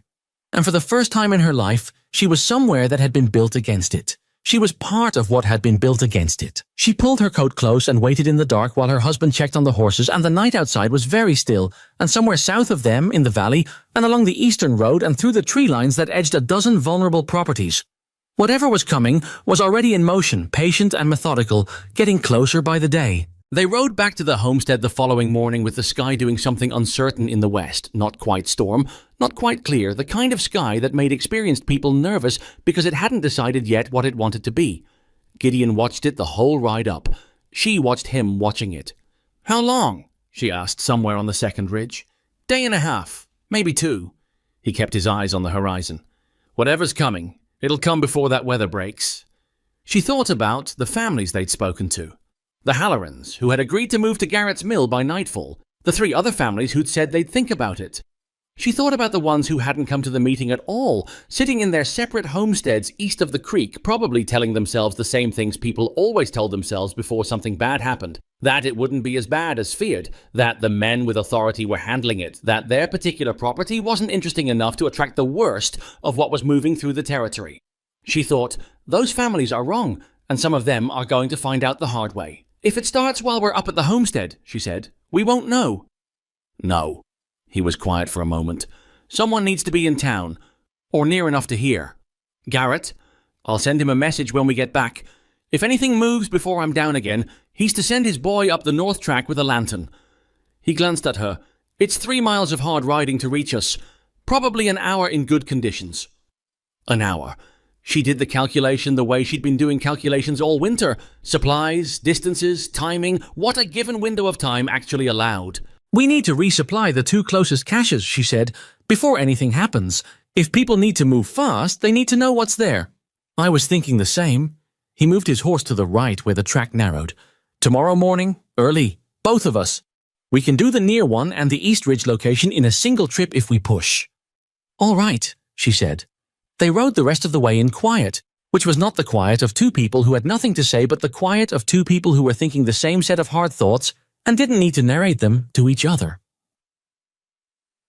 They didn't get the morning trip to the caches. The rider came at first light, not Garrett's boy, which meant it wasn't the signal they'd arranged, but a man she didn't recognize, pushing a horse that had been pushed too hard for too long, coming up the north track at a pace that said whatever he was carrying was urgent. Gideon was already out when she heard the horse. She got to the door in time to see the rider pull up in the yard, and she stepped onto the porch and said clearly, "Easy, what happened?" The man was maybe 40, weathered, with blood on the left side of his face that had dried brown. He was breathing hard, and so was the horse. "They hit the Mercer Ranch last night," he said, "around midnight. Burned the house and the barn both. Mercer and his 2 sons got out. His wife..." He stopped. His jaw worked. His wife didn't. The cold air seemed to thicken around her. She heard Gideon's footsteps behind her. "How many?" Gideon asked, coming to stand beside her. 15, maybe more. They moved east after Mercer, hit the Aldridge homestead at first light. I came straight from there." He looked at his hands on the reins. "Aldridge has 4 young children." "Where are they now?" Eliza asked. "Aldridge got the children into the tree line before the men reached the house, but they're out there in the cold with nothing." He looked up. "I didn't know where else to come. Garrett told me if it started, come up the north track." She was already moving before he finished. Back into the house and to the supply shelves, pulling what she knew. Blankets, medical kit, the concentrated food stores she'd organized at the back of the lower shelf. She heard Gideon talking to the rider outside, getting more detail, and she was thinking while she packed fast and hard. 4 children, no shelter, cold moving in, raiders still east and pushing. Garrett's Mill was the staging point they'd agreed on, but the Aldridge family couldn't get to the mill alone. She came back out with her arms full. "Can you ride back?" she asked the rider. He was still catching his breath. "Yes. I need you to go to Garrett's Mill. Tell him the Aldridge family is in the tree line east of their property. Tell him we need 2 horses and a wagon sent to the East Creek crossing, and tell him to get word to every family between here and the Ames place that they need to move now, not think about it, now." She held his eyes to make sure the message was landing. "Can you remember all of that? Garrett's Mill, Aldridge family, East Creek crossing, move now." He repeated it back without being asked to, which told her he was more solid than he looked. "Yes, ma'am." "Go," she said. He went. She turned to Gideon. He was looking at her with an expression that was focused, and also, underneath the focus, something she didn't have time to examine right now. "I'll get to the East Cache," he said. "Get the supplies moved to the creek crossing. It's closer than the mill for the families coming in from that direction." "I'll go to the Aldridge tree line," she said. He stopped. "Eliza, they have 4 children in the cold. Someone needs to reach them and get them moving before those men double back." She held his eyes. "I know where I'm going. I know the route from the cache to the crossing. We've covered that ground twice. If the raiders are still in that area, then I'll hear them before I'm anywhere near them, and I'll change course." She picked up the pack. "We don't have time to argue about this."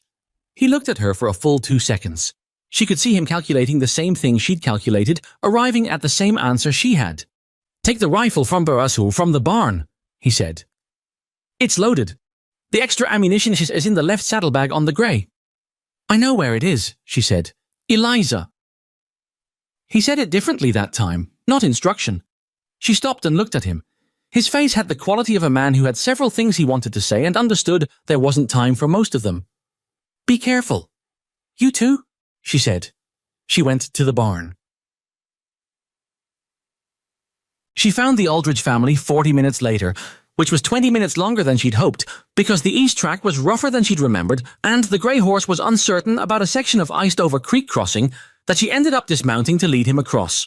She was sweating inside her coat despite the cold, the particular miserable combination of physical exertion and ambient freeze that the mountain did to you, and her hands were shaking slightly by the time she reached the tree line east of the Aldridge property. She found them because the youngest child was crying and trying not to. The specific suppressed sound of a child who'd been told to be quiet and was doing their best. She moved toward the sound and came through a stand of heavy pine and found them. Robert Aldridge, maybe 35, with the stunned look of a man who had watched his home burn an hour ago, and 4 children ranging from about 4 years old to perhaps 11, all of them in varying degrees of insufficient outdoor clothing. The youngest wrapped in a coat that was not hers and was far too large. Aldridge looked up when she came through the trees, and his hand went to the axe at his belt before he registered that she was a woman on horseback and not whatever he'd been bracing for. "Mrs. Voss," he said, which meant he knew who she was, which meant either Garrett or someone from the meeting had spoken to him. "Are any of you hurt?" she asked, looking at the children. "No." He shook his head. "We got out fast. I didn't have time to—" He looked at the children and didn't finish. "You got them out," she said. "That's what mattered." She was already dismounting, opening the pack. "There's food and blankets. Get them warm while I sort out how we're getting to the creek crossing." She'd never in her life had 4 children look at her the way those 4 looked at her in that moment. The specific, desperate relief of people who had been in the cold and afraid, and then seen someone arrive who knew what they were doing. The youngest, a girl, reached out and grabbed the front of her coat with both small hands, not quite crying anymore, just holding on.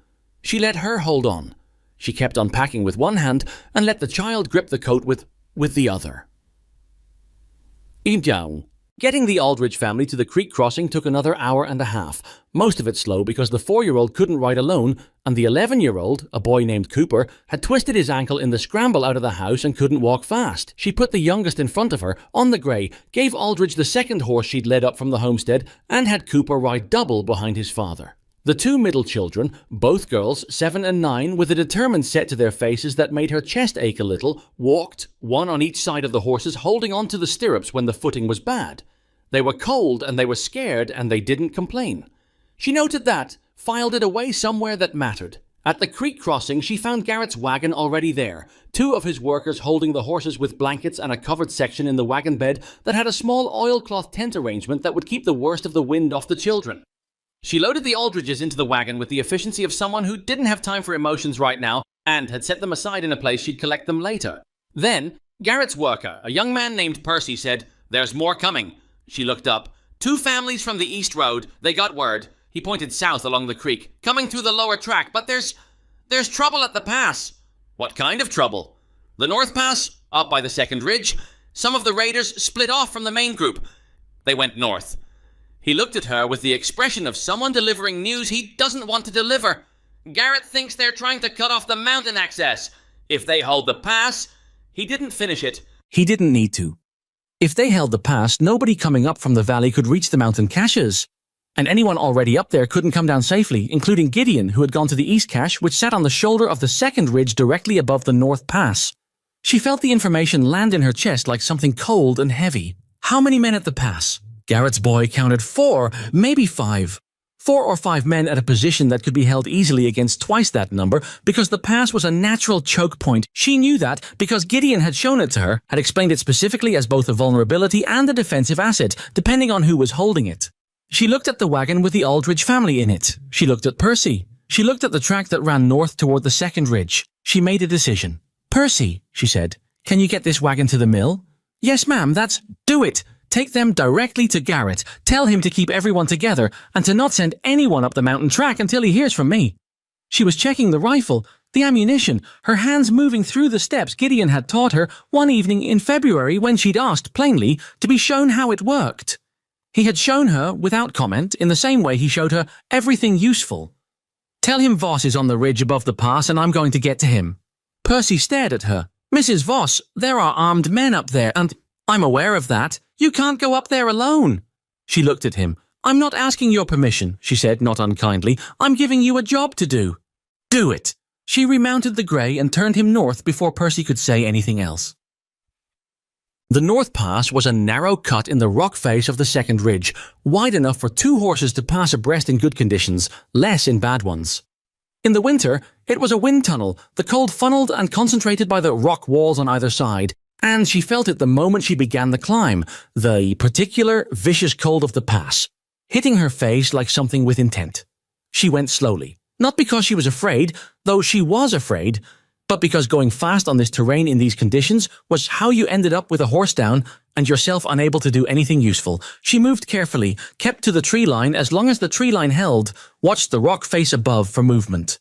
She heard them before she saw them, voices, carrying on the cold air, 2 men at least, talking without particular effort to be quiet, which told her they weren't expecting trouble from above. They were watching the valley below. They had positioned themselves to stop people coming up, not to watch for someone already on the mountain coming down toward them from the other side. She tied the grey to a pine 30 yards back and went the rest of the way on foot, which was miserable and slow and required climbing over a section of rock that she managed without any grace whatsoever, scraping her left palm badly on a sharp edge and swearing under her breath in a way she wouldn't have recognized from herself 6 months ago. She came over the top of the pass and looked down. 4 men. 2 of them watching the valley below. 2 more back from the edge with a fire going in the lee of a rock outcropping, warming themselves, horses picketed to the south. The whole position well chosen. She could see immediately why Gideon had identified this pass as critical, because holding it was straightforward and losing it to whoever held it first was a serious problem. She was above them. That was the one advantage she had. She was also one person with a rifle, and there were 4 of them, and 2 of the 4 were armed with more than she was. She was still working through what she could actually do with those facts when she heard movement on the rock face to her left and her heart did something violent in her chest and she spun with the shadow rifle up and Gideon Voss came around the edge of the rock face with his hands visible and his eyes on the rifle barrel. "It's me," he said with a quietness that suggested he'd calculated that she might shoot him and had decided that speaking first was the better strategy. She lowered the rifle. Her hands were shaking. She looked at him. He was there. He was whole. There was a cut above his left eye that was bleeding into his eyebrow, but otherwise he looked intact. And she felt something loosen in her chest that she hadn't known was clenched. "The East Cache," she said low, "moved what I could before they came up the south side of the ridge. I saw them in time." He came to crouch beside her at the edge and looked down at the 4 men at the pass. "You came up from the crossing?" The Aldridges are on their way to the mill. Most of the East Road families should be there, or nearly. She watched the men below. We need to take the pass back. I know. 4 men. 4 that we can see. He was studying the position with the careful, methodical attention he brought to anything structural. 2 watching the valley, 2 warming themselves. They're not expecting trouble from above. They came up from below and they're watching below. That's what I thought. He looked at her. There was blood on his face and the wind at this elevation was savage and he looked exhausted, she realized. Not broken, but carrying the weight of a very long morning. The 2 by the fire, she said. If you come down the rock face from the north side, you're behind them. I stay above with the rifle on the 2 at the edge. If those 2 at the edge turn around, then I make enough noise to give you time. He looked at her for a moment. That puts you in their line of sight. I know. She met his eyes. I know what it puts me in. Tell me if there's a better way. He was quiet for a moment, looking at the pass below, doing the same calculation she'd done and arriving at the same answer. When I'm in position, he said, I'll move a stone. Small. You'll hear it. That's when you stand. All right. Eliza. He said it the same way he'd said it in the yard that morning. Not instruction. Something else. She looked at him. If this goes wrong, it won't, she said. If it does, Gideon. She held his eyes. It won't. He held her gaze for one more second.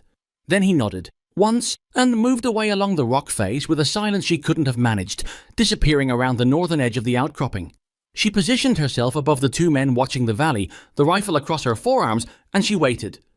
The wind came through the pass in long, uneven gusts. The 2 men by the fire laughed at something, a sound that carried up to her strangely, ordinary laughter, the sound of men who thought they were safe. One of the men at the edge shifted his weight, said something to the other, and the other shook his head. She breathed slowly. The cold had her face now, her ears working through her coat despite every layer underneath. She heard the stone, small, skipping once on rock just below and to the right, the exact sound he'd said she'd hear. She stood up. Hey, she said loudly, clearly, pointing the rifle directly at the nearer of the 2 men at the edge. Both of them spun. She heard the 2 by the fire react, movement, the scrape of feet, and then a sound of commotion that she didn't look toward because she was holding the 2 men in front of her with her eyes and the barrel and the absolute necessity of not looking away. Don't, she said to the man whose hand was moving. He stopped. Behind them, the sounds of struggle lasted maybe 40 seconds, which was not a short time to stand with a rifle aimed at 2 men who were calculating whether she'd actually use it. She would have. She understood that clearly. Standing there on the cold rock with the wind at her back and the rifle steady in her hands. She would have, and the fact that she understood it without flinching was something she would think about later, in quieter circumstances, not with pride exactly, with the sober recognition of what survival required and what she'd become capable of. The struggle stopped. She heard Gideon say flatly, "Down. Both of you. Down." The 2 men in front of her looked past her shoulder at whatever they saw. And something in their faces changed, a rapid recalculation, and they went to their knees on the cold rock without further argument. Cenk. They held the pass until Garrett sent men up from the mill an hour later, 3 of them, with Garrett himself riding in front looking like a man who had been afraid of what he'd find and was relieved to find something different. They tied the 4 men and left them with 2 of Garrett's workers and came down the mountain together, she and Gideon, with the afternoon light already failing and the weather that had been uncertain all day finally making up its mind in the wrong direction. Garrett rode beside her for part of the descent. He didn't say much. Eventually he said, "The Aldridge children are at the mill. They're all right. Cooper's ankle is wrapped." A pause.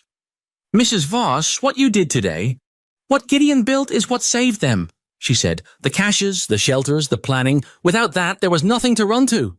"Sure," Garrett said. "But someone had to know how to run to it." She didn't answer that. She looked at the track ahead and the trees going dark on either side and thought about the families at Garrett's mill. The Aldridges, the Hallorans, the Ames family with Dale's broken arm and his boy's broken fingers. All the others who had moved when she'd told them to move and were now alive and sheltered because of it. She thought about the pass, about standing up on that rock and saying, "Hey." Gideon came alongside her then, his horse finding the track naturally in the failing light. He rode close enough that she could see his face, the dried blood above his eyebrow, the exhaustion that was still there but had shifted into something else, something that was past the worst of it and beginning to know that. He didn't say anything. He didn't need to. He simply rode beside her down the mountain in the last of the light. And that was its own kind of language, and she understood every word of it. Below them in the valley, smoke was rising from Garrett's mill, pale and steady, the smoke of fires built for warmth and not destruction. She could see it against the darkening sky, a small signal, barely visible, but there. She watched it until the trees closed around them on the descent and it disappeared from view, and she thought, they're alive. They're all alive. The wind picked up at their backs. The temperature was falling fast now, the serious cold of a mountain night coming on. She pulled her coat closer and kept riding down through the dark with her husband beside her, and the last of the day went out of the sky, and below them the smoke kept rising from the mill, where everyone was gathered and alive and waiting, and above them the pass was held, and that was enough. That was everything. That was sufficient. They spent that night at Garrett's mill with 41 people crowded into a space built for grain and equipment, and it was not comfortable, and nobody pretended otherwise. The mill floor smelled of sawdust and animal, and too many bodies in close quarters. Children slept against their parents or against each other, layered under every blanket that had been brought or found. Adults took turns at the watches Gideon organized, 2 people at each of the 3 approaches, rotating every 2 hours so nobody froze standing still. Eliza moved through the space in the dark, checking on the children, the injured, the elderly, the ones who were holding together on the outside and falling apart quietly on the inside, which was most of them. Dale Ames sat against the east wall with his broken arm in the sling she'd fashioned and his boy beside him, and when she came to check the sling, he looked at her with an expression that was hard to read in the dim light. "My boy said it was you who sent the rider," he said, "who organized the move to the creek crossing." "There were a lot of people who did a lot of things today," she said, checking the tension of the sling. "That's not an answer." She looked at him. "How's the arm?" "Hurts." He paused. "It's a fair answer for a broken arm, I suppose, Mrs. Voss." He stopped and started again. "I've been in Black Ridge 20 years. I knew your father." "I know," she said. "I wasn't." Another stop. He was a man who worked with his hands and his body and was not accustomed to this kind of conversation. "I wasn't kind to you when you were growing up. Not cruel, maybe, but not kind either. I looked at you the way everyone looked at you." His jaw moved. I thought a certain thing about you that wasn't true." She sat back on her heels and looked at him. The lamplight was low and moved with a draft from somewhere, and in that unsteady light his face looked older than she remembered it. "What did you think?" she asked, because she wanted to know if he could actually say it. "I thought you didn't matter," he said. "Not in a cruel way, just you weren't someone I thought would—" He stopped, looked at his boy who was pretending to be asleep. "My children are alive because you knew where to take them. Because you came into that tree line and found them." She was quiet for a moment. "I know what you thought," she said finally. Not with heat, just plainly. "Most of Black Ridge thought the same. It's all right, Mr. Ames. I'm not carrying it anymore." He looked at her. Something in his face shifted. Not quite relief. Something more complicated than relief. "You should be angry." "I was," she said. "For a long time." She straightened up. "Then I went up a mountain and got busy with other things." She checked the sling one more time. "Try to sleep. That arm's going to hurt worse tomorrow before it starts getting better." She moved on through the dim space, stepping around sleeping bodies, and thought, "I meant that. I'm not carrying it anymore." It was a strange realization to find it true at the exact moment she'd said it. The main confrontation came the following morning, which none of them had expected to be so soon. Gideon had organized the watches with the assumption that the raiders would consolidate overnight and come at whatever they'd identified as the most valuable remaining target at dawn, which was a calculation he'd made based on what he knew of how these groups operated. He'd explained it to Garrett and 2 other men late the previous evening, spread over the map with a lamp between them, his voice low and steady, everyone listening with the attention of people who had run out of skepticism for they've been working systematically. He'd said, his finger moving across the map. "The Mercer Ranch first because it was isolated and the most livestock, then east, then they split to take the pass. They're thinking about resources and about cutting off escape routes. That's not random violence, that's organization. Which means whoever's running them is making decisions about risk and return." He'd looked up. "A mill with 40 people and stores of grain and equipment is both the biggest target and the biggest risk. They'll come at dawn when visibility's enough to move fast, but defenders are still sleep slow." "How many total?" Garrett had asked. "My best count is 14 to 17. We took 4 off the board at the pass. Call it 12 to 13 left." He'd paused. "We have 11 men here who can hold a position. The mill has 3 solid approach points that can be defended with far fewer than 12 if we're positioned right." Garrett had looked at the map for a long time. "You've thought about this before?" "I've thought about this for 20 years, Gideon had said, and the room had been quiet. He'd been right about the timing. They came at first light. She heard the signal from the North Watch, 2 sharp whistles, the sound carrying clean in the cold morning air, and she was already awake, had been lying awake for an hour in the dark, listening to the breathing of sleeping children and running through what she knew of the mill's layout and the approach points and what Gideon had positioned where. What happened in the next 2 hours was not a battle in any clean or dramatic sense. It was chaotic and frightening and punctuated by long stretches of tense stillness interrupted by sudden violence, and nothing went precisely as planned because things never did. And 3 of their men were hurt, none fatally, and the noise was terrible when it happened, and the waiting was worse than the noise. She spent most of it inside with the other children, which was the right place to be, and also the hardest, when you could hear it outside and could do nothing but keep frightened children quiet and stay away from the windows and wait. The waiting required a specific kind of discipline that she hadn't known she had until she had to find it. The youngest Aldridge girl, the 4-year-old whose name was May, spent most of it with her face pressed against Eliza's shoulder, both hands in fists around the fabric of her coat. She didn't cry. She shook, but she didn't cry, and Eliza held her and felt the small, shaking body and thought with cold clarity, "This is why you do it. This exact weight. This is what it's for." It was Gideon who ended it. She learned the details later, piecemeal from Garrett and from Percy and finally from Gideon himself, who described it with the economy of someone who'd processed it already and was giving her the functional account rather than the emotional one. What it came down to was this. The leader of the group, a man named Colthurst, who the county marshal would later identify as wanted, across 3 territories for exactly this kind of organized raiding, had made the mistake that organized men sometimes made, which was assuming that the people on the other side were reacting rather than thinking. Gideon had anticipated the angle of their main push, the south approach, the one that looked most accessible, and had positioned himself and 3 men at the point where the terrain created a natural funnel, which turned a group of 12 into a line of 2 and held that line until Colthurst understood that the target had somehow become a trap. What broke them was not losing the fight. It was realizing that the fight had been planned for before they arrived, that someone had thought about this longer and harder than they had, that the ground they were standing on had been read against them by someone who understood it better. They pulled back, then they ran. 2 of them were captured in the tree line south of the mill by men Garrett had positioned there for exactly that purpose. Colthurst himself made it to the main road and was taken by the county marshal's deputy, who had arrived that morning rather than in 2 weeks, apparently because word had travelled faster than expected. The rest scattered into the territory, and the marshal would spend the next several weeks accounting for them one by one, which was not Eliza's problem to manage. When Gideon came inside, she saw immediately that something was wrong. He was upright and moving under his own power, but the set of his body was wrong. A stiffness on his right side, the way he was holding his arm. "Sit down," she said before he could say anything. "It's Gideon." "Sit down." He sat. She got the medical kit.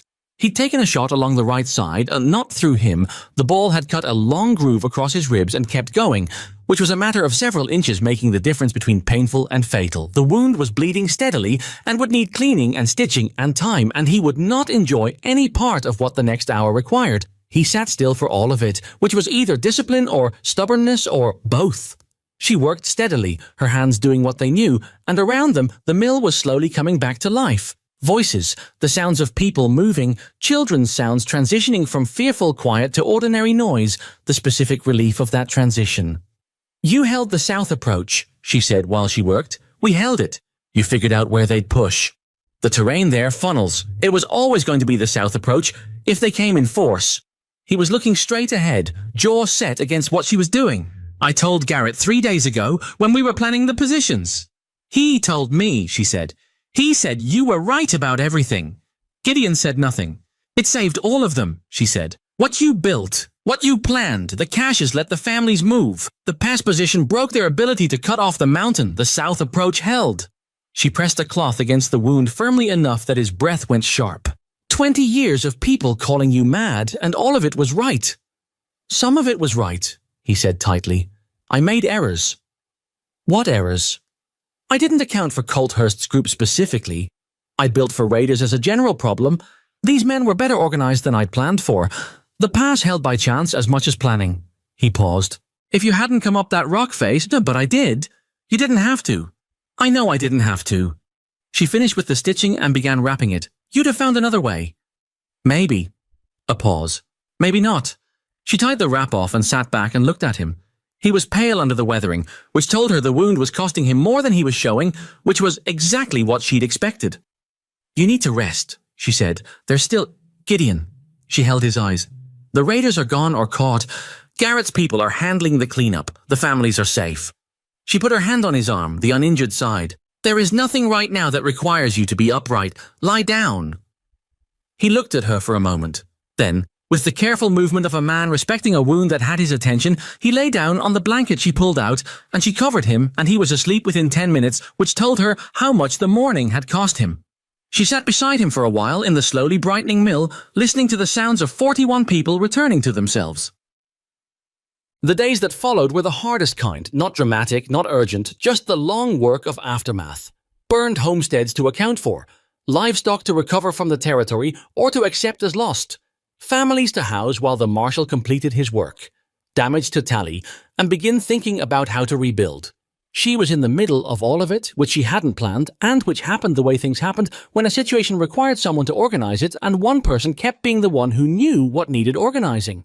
Garrett deferred to her. Several of the men who'd initially dismissed her began consulting her without seeming to notice the change, which she observed with something not quite amusement and not quite bitterness, the way people forgot very quickly what they'd thought before when what they'd thought turned out to be wrong. She did not rub their faces in it, not because she didn't feel the temptation, but because it was wasteful, and because the work was more interesting than the satisfaction of being right about who'd been wrong. Ruth Calloway came to the mill on the third day. Eliza saw her from across the floor and watched her navigate through the crowded space, past the families eating at the long table Garrett's workers had set up, past the children who had turned the far end of the mill into something approaching a game, past Dale Ames sitting with his arm in the proper sling the doctor from town had put on it. Ruth stopped in front of her. She was a woman in her mid-40s, with a face that had been pretty and was now sharp, and she held herself with the particular tension of someone who had prepared a speech and was not sure it was going to come out right. "Mrs. Voss," she said. "Ruth," Eliza said. A silence. Ruth looked at the organized space around them. The food distribution she'd set up, the medical corner, the sleeping arrangements she'd reconfigured 3 times until they worked, the simple logistics of 41 people sharing a space without descending into misery. "I said some things," Ruth said.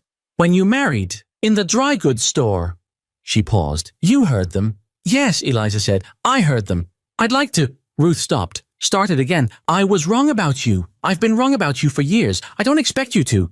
I'm not asking for anything. I just wanted you to know I know that." Eliza looked at her. She thought about the dry goods store, the flour sack on the counter, keeping her back to the sound of laughter. "I know you know it," she said. "I can see that you do." She paused. "It's done, Ruth. I'm not interested in carrying old scores. There's too much to do." Ruth blinked. She had prepared for more resistance, clearly. There's a family at the north end who needs help with the children, while the parents talk to the marshal about their property, Eliza said. "Agnes Purcell is 80, and I'd like her not to be standing for 4 hours. Could you sit with her?" Ruth looked surprised by the practical turn. "Yes, of course." "Good." Eliza gave her Agnes's location and watched her go, and then stood for a moment with the strange weight of that exchange settling in her. Forgiveness was not what she'd offered. She was not certain she was there yet, and she was disinclined to pretend to things she didn't feel. But the letting go, that was real. That was something she had actually done, not performed, and it was lighter than she'd expected. The stone she'd thought she'd set down had been smaller than it looked from the outside, once she actually put it on the ground. Gideon healed slowly, which he did not handle with patience, which was the first time she'd seen him truly bad at something. He was a terrible patient. He pushed himself back to work 3 days before he should have, and she caught him doing it, and they had their first real argument, which was heated and short and ended with him sitting back down and her trying not to show that she'd found some part of it almost funny. The sight of a man who could hold a mountain pass single-handedly being told to rest by his wife and doing it because she was right, and he knew it. "You're very stubborn," he told her from the chair. "I learned it up here," she said. "You set the example." He looked at her with that expression she'd watched develop over the winter, the one that had moved from measuring to something else, something that had warmth in it even when he was trying to look irritated. "I'm not stubborn. You've been awake since before first light doing things you were specifically told not to do. There was fence to check. There will be fence tomorrow." He was quiet for a moment. "I'm not good at—" He stopped, looking for the word. "Inaction." "I know," she said. She pulled her chair around to sit beside him rather than across, which was something she'd started doing in the evenings recently without making a point of it. Tell me what needs doing, and I'll do it. It goes faster if you tell me than if you do it yourself, Hurt. He looked at her for a long moment. That longer look he gave her sometimes, that had started somewhere in the deep cold of February and had been growing since, becoming something she was no longer uncertain about. The south fence line, he said. Third post from the pine cluster is loose, needs a new footing. I can do that. And the east cache needs restocking. I moved supplies during the crisis and haven't put them back. We can do that together when you're able to walk that trail without bleeding through your wrapping. A pause. That's fair, he said. I know it is. He reached over and put his hand on hers. Not dramatically, just set it there, the large rough hand she'd wrapped in linen the previous winter over a much smaller wound, and left it. She turned her hand palm up and held his, and they sat in the afternoon light coming through the window that still didn't have its frame finished, the one that had been started 2 summers ago, and still waiting, and neither of them said anything for a while. She thought about what she wanted to say to him and how to say it, and settled on the direct version, because that was what they were to each other. I knew when I married you, she said, that I was making a practical arrangement with a stranger. He was looking at the window. Yes. I didn't expect to... She paused. I didn't expect any of this. What this turned into. He turned to look at her. Neither did I. I want you to know that, she said, that what I feel now isn't the practical arrangement anymore. It hasn't been for a while. He held her eyes with that directness he had, the quality that had unsettled her at the beginning, and now felt like the most honest thing she knew. I know, he said. I've known for a while. And the same, he said, plainly. No decoration. She looked at him. He looked back. It was not a romantic moment in the way that stories about such moments usually describe them. It was just 2 imperfect people in a cold room acknowledging something true that had been building for months without either of them quite being willing to name it until now. It was quiet and plain and completely sufficient. Good, she said. Good, he agreed. Spring came to the mountain the way spring always came to hard places, late, grudging a degree at a time, mud before anything else. Then the first green at the lowest elevation and working its way up over weeks until one morning she stepped outside and the air had changed and the pines had a different smell, the smell of things opening after being closed for a long time. The county marshal's investigation concluded in April. Colthurst and 4 others were held over for trial. The remainder had been accounted for one way or another. The families who'd lost property received formal documentation of the crimes against them, which was useful legally and emotionally somewhat insufficient, because paper didn't rebuild a barn or return a woman who hadn't made it out of a burning house. The Mercer family rebuilt. The Ames homestead was repaired through the combined effort of 8 other families who showed up over 3 consecutive Saturdays and worked until it was done, which was the territory's way of handling things that the law couldn't adequately address. The quiet, practical solidarity of people who understood that isolation was a vulnerability they all shared. She organized the first 2 Saturdays. She didn't have to.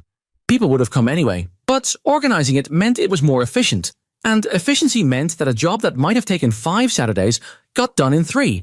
Which meant families got back to their own work faster. That was the only reason, and no one questioned it, and she didn't explain it. Gideon's wound healed clean, which she was grateful for in a way that was physical. Relief felt in the body, not just the mind. He was back to full capacity by mid-April, and if the scar bothered him, he didn't say so. Though she saw him touch it sometimes in a particular absent way. The way people touch scars, and she thought, you'll carry that for a long time. They both would. In different ways. He finished the second room in May. He did it in the evenings and on the slow days, working steadily, and she helped when the task allowed a second pair of hands and stayed out of it when it didn't. The window got glass, the floor got planked, the walls got chinked and the door got hung. And when it was done, it was a proper room, not large but solid, finished with the same care he brought to every structural thing. Nothing decorative, everything made to last. It's done, he said, one evening in late May, standing in the doorway of the new room. She came and stood beside him, and looked. The late light came through the new window at a long angle, laying itself across the plank floor in a wide gold stripe. What's it for? She asked, though she had an idea. He looked at her steadily. Whatever we decide it's for. She stood in the doorway of the finished room with the light coming in and her husband beside her, and she thought about a woman in a dry goods store keeping her back to laughter. She thought about a 14-year-old boy counting survivors in the dark.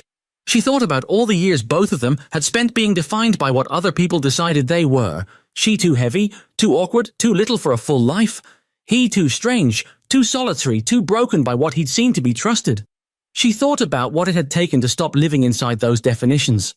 Not one dramatic moment, but a series of quiet ones, a winter of hard work, the slow accumulation of small truths. Two people learning each other's silences until the silence itself became a form of knowing. That was the thing nobody told you about being underestimated for a long time. They told you to be resilient, to prove them wrong, to rise above it. What they didn't tell you was that rising above it required you to first stop needing them to see it. The freedom didn't come from their acknowledgement. It came from somewhere you built yourself in the dark over years, the way Gideon had built his caches, not for approval, not for recognition, but because the work was necessary and you were the one who understood why. She had spent 26 years needing Black Ridge to see her correctly, and the thing that finally released her from that need wasn't triumph or vindication. It was a mountain and a winter and a man who evaluated her the first day on the terms that actually mattered and never revised that evaluation because it had been right. It was learning what she was capable of when nobody was watching and nobody was keeping score.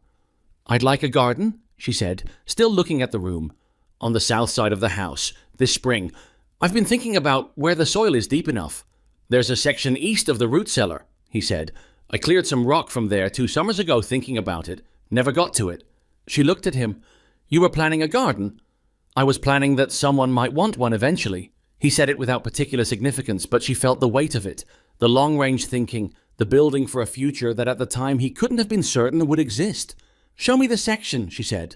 He took her around the south side of the house in the May evening and showed her where the soil was deep and the slope was right for drainage and the tree line to the north would block the worst of the wind without shading the plot. He'd cleared the rock himself 2 summers ago for someone he hadn't yet met, toward a life he'd been building toward without knowing exactly what shape it would take. She stood in the cleared section but with the evening air soft around her and thought, this is the whole story really. 2 people building toward each other without knowing it. The caches and the cleared garden plot, the mended house and the new room, all of it pointing in the same direction, toward the same future, before either of them could have told you what they were pointing at. People would say eventually that Eliza Hartwell, Eliza Voss, had saved Black Ridge. They would say it at the Mercer rebuild and at the Ames homestead and in conversations at Garrett's Mill over the following year, and the story would simplify as stories always did, shaving away the complexity until what remained was a clean legend. The woman they'd underestimated, the man they'd called mad, the winter that proved everyone wrong. She didn't correct the legend. Legends served their purpose, but she knew what the actual story was, and it was more interesting than the clean version. The actual story was that nothing happened fast. No single moment of transformation.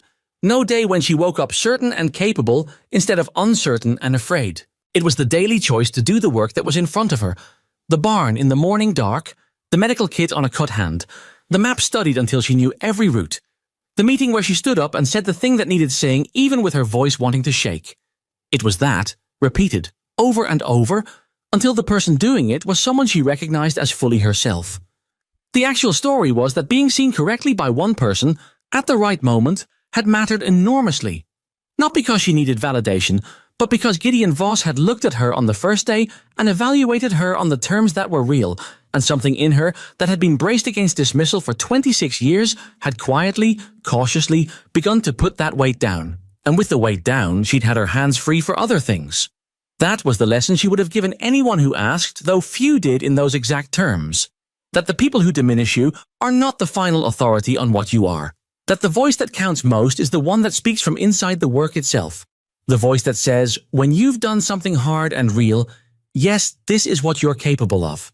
That you can be wrong about yourself in both directions, and that finding out which direction you are wrong in requires actually doing the things you've been told you can't. And that sometimes a person you barely know, in circumstances you didn't choose, on a mountain you never planned to live on, turns out to be the one who shows you the answer. She bent down and picked up a handful of the cleared soil, felt its weight, its particular texture, good soil, dark and workable, the kind that held moisture without drowning roots. She let it run through her fingers back to the ground. "I'll start clearing the rest of the rocks tomorrow," she said. "I'll help," he said. "You have the fence line." "I'll do both." She looked at him. He was standing in the evening light with his hands in his coat pockets and the new room visible through the window behind them, and the mountain rising dark and familiar to the north, and he looked like exactly what he was. A man she knew. Imperfect and private and capable and present, Hers in the way that two people were each other's after they'd been through the kind of things that strip away everything that isn't true. "All right," she said. "We'll do both." The sun went below the western ridge and the light went gentle and diffused, the last of it. Below them, the slope ran south toward the distant dark line of more mountains. And somewhere down there was Black Ridge and everything it had once meant to her. And up here was the homestead and the garden plot and the finished room and the 11 caches dotted across the mountain that had kept 41 people alive. The two of them stood in the cleared ground in the fading light, and the mountain settled into its evening sounds around them, wind in the high pines, a bird somewhere in the tree line, the creek running fast with snowmelt far below, and there was nothing else that needed to be said, and they were both entirely somewhere, and that was enough. That had always been enough. It had just taken the right mountain and the right winter and the right person standing beside her for her to finally know it.